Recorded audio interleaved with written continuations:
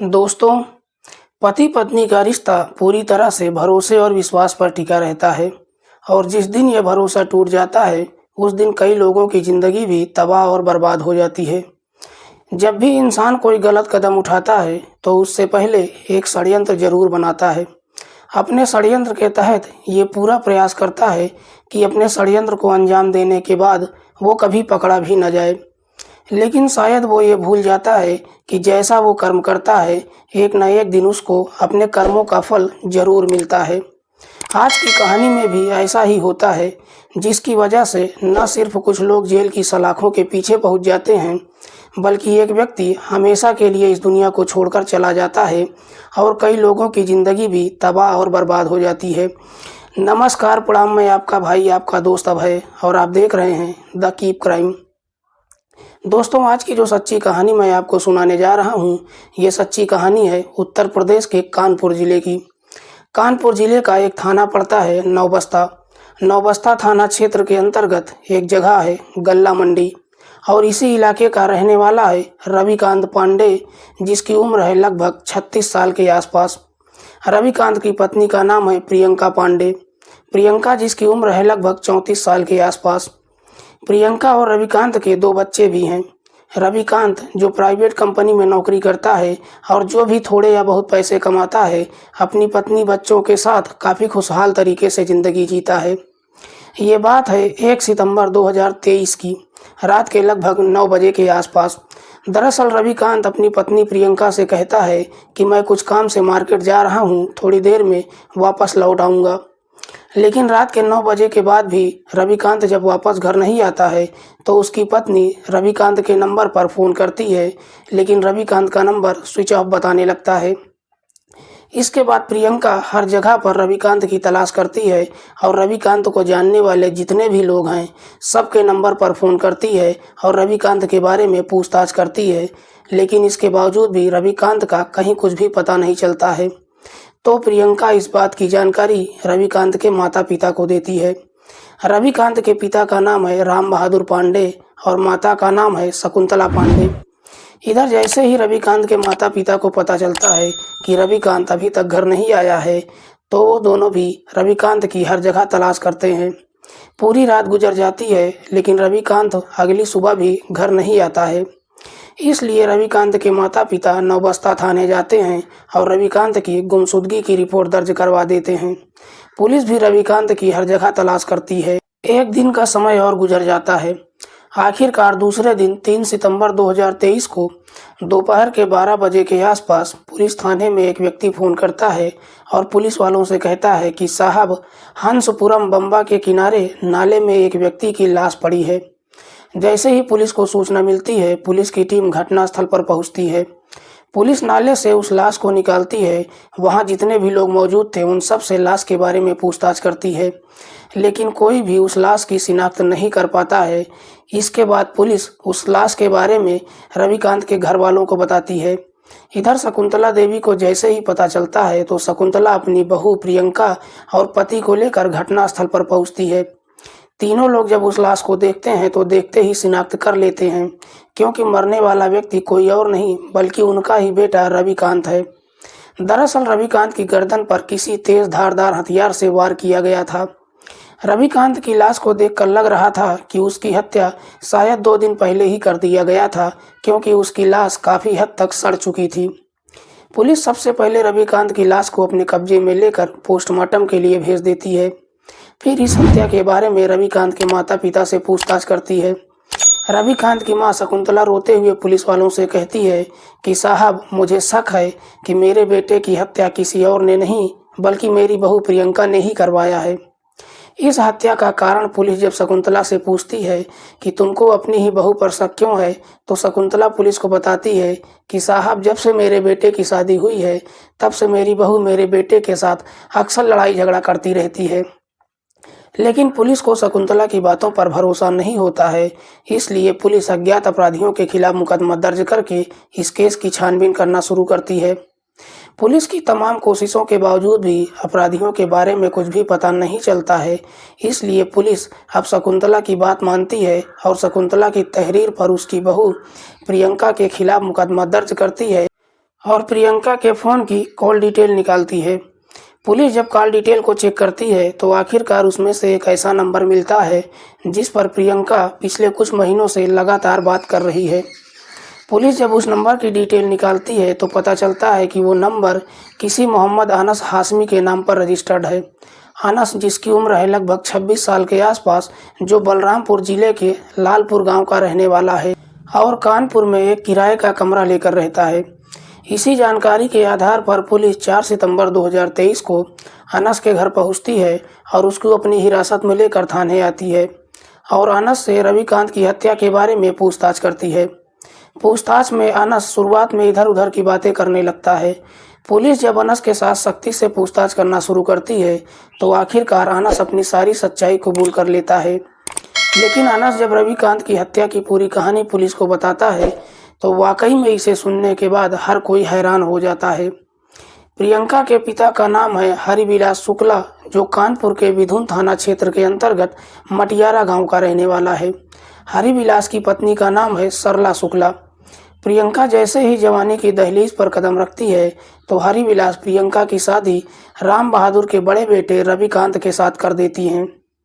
रविकांत जब प्रियंका से शादी करके उसको अपने घर लाता है तो खूबसूरत पत्नी पाकर काफ़ी खुश होता है।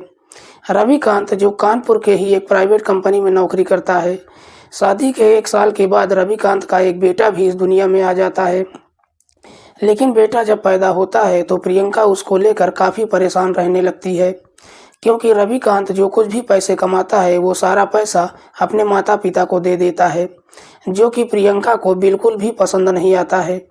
प्रियंका रविकांत को काफ़ी समझाती है कि कुछ पैसा अपने पास भी रखा करो, क्योंकि हमारा एक बच्चा भी है, हमको उसकी परवरिश और उसका भविष्य के बारे में भी सोचना है। लेकिन रविकांत प्रियंका की एक बात नहीं मानता है। दरअसल प्रियंका अपने सास ससुर के साथ नहीं रहना चाहती है, इसलिए रविकांत के ऊपर दबाव डालने लगती है और छोटी छोटी बातों पर लड़ाई झगड़ा भी करने लगती है। जब अपने पति से छोटी मोटी बातों पर लड़ाई झगड़ा करना शुरू कर देती है तो आखिरकार रविकांत प्रियंका से परेशान हो जाता है और मजबूर होकर एक दिन फैसला करता है और प्रियंका को लेकर अपने माता पिता से अलग हो जाता है और गल्ला मंडी में ही एक किराए का कमरा लेकर रहने लगता है और वहीं से अपनी नौकरी पर आने जाने लगता है। रविकांत जिस कंपनी में नौकरी करता है उसी कंपनी में काम करने वाला अनस हाशमी। दरअसल रविकांत और अनस के बीच में काफ़ी गहरी दोस्ती हो जाती है। दोनों एक साथ बैठकर अक्सर शराब भी पीने लगते हैं। एक दिन रविकांत जब अपनी नौकरी पर नहीं जाता है तो अनस उसके बारे में पता करने के लिए रविकांत के कमरे पर आता है।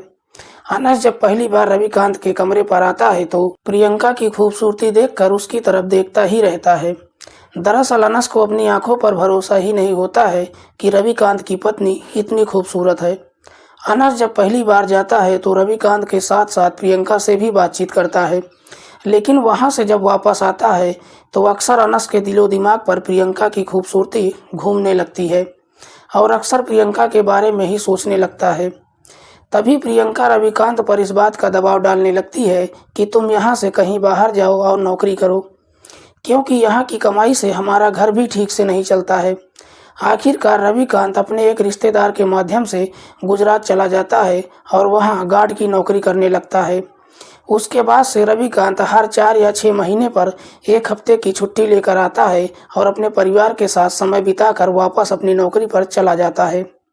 लेकिन रविकांत जब गुजरात चला जाता है तो अनस से उसकी बातचीत नहीं होती है। लेकिन जैसे ही अनस को पता चलता है कि रविकांत गुजरात चला गया है तो अनस को एक मौका मिल जाता है। दरअसल अनस की नीयत प्रियंका पर पहले से ही खराब हो गई थी। जैसे ही अनस को पता चलता है कि रविकांत बाहर चला गया है तो अनस प्रियंका के घर आना जाना शुरू कर देता है। जब भी उसके घर जाता है तो प्रियंका से काफ़ी हंसी मजाक भी करता है। हंसी मजाक में कुछ ऐसी बातें भी कहता है जिसे सुनकर प्रियंका को भी ये समझते देर नहीं लगती है कि अनस उसको पसंद करने लगा है और उससे चाहता क्या है।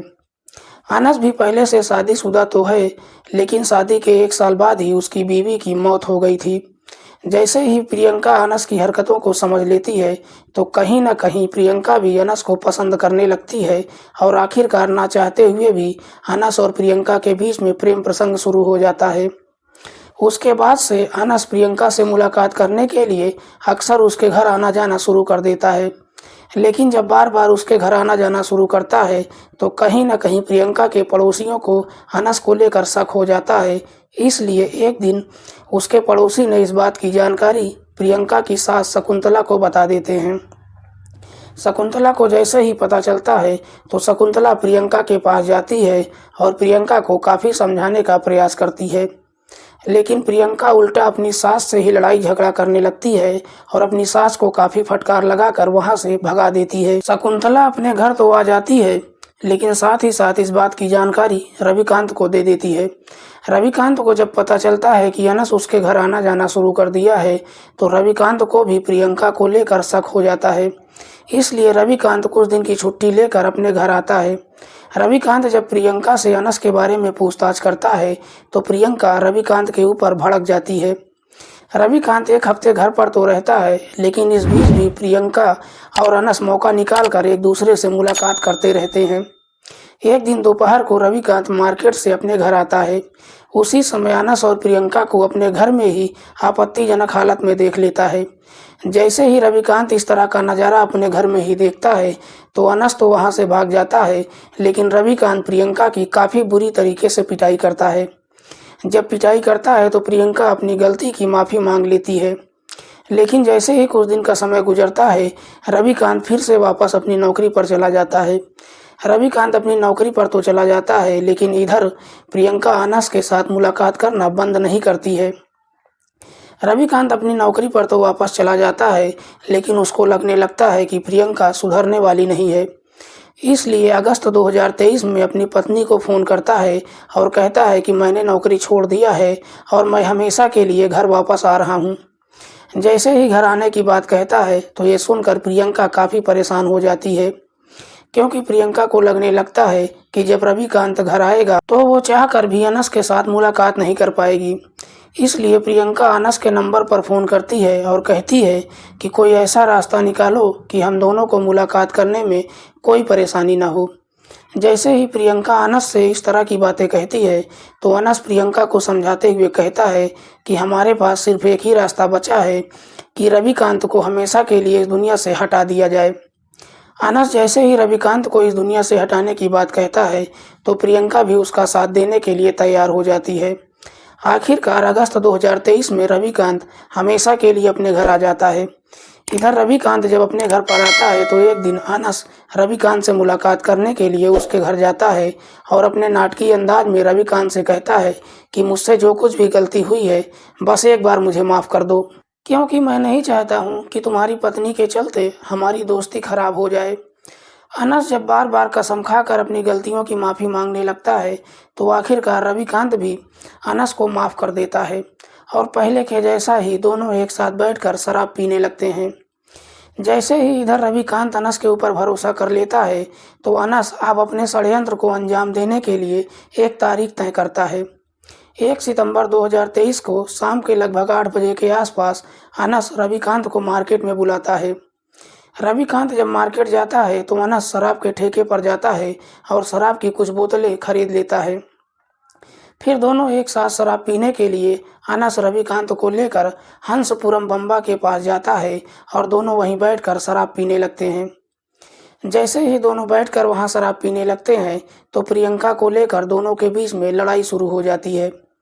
जैसे ही दोनों के बीच लड़ाई शुरू हो जाती है तो अनस अपने पास से एक तेज धारदार हथियार निकालता है और रविकांत की गर्दन पर ताबड़तोड़ वार करने लगता है, जिसकी वजह से घटनास्थल पर ही रविकांत की मौत हो जाती है।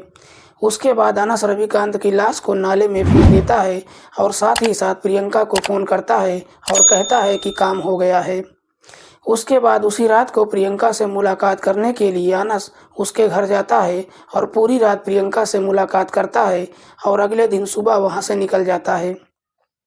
अनस जब ये पूरी कहानी पुलिस को बताता है तो पुलिस शकुंतला की तहरीर पर प्रियंका को भी अपनी हिरासत में लेकर थाने आती है और दोनों आरोपियों को गंभीर धाराओं में मुकदमा दर्ज करके जेल भेज देती है। दोस्तों, आज की कहानी सुनाने का उद्देश्य किसी को परेशान करना नहीं है, किसी की भावनाओं को आहत करना नहीं है। हमारा उद्देश्य समाज में हो रहे अपराध के प्रति आपको जागरूक करना है। मिलते हैं किसी और सच्ची कहानी के साथ, तब तक के लिए नमस्कार, जय हिंद।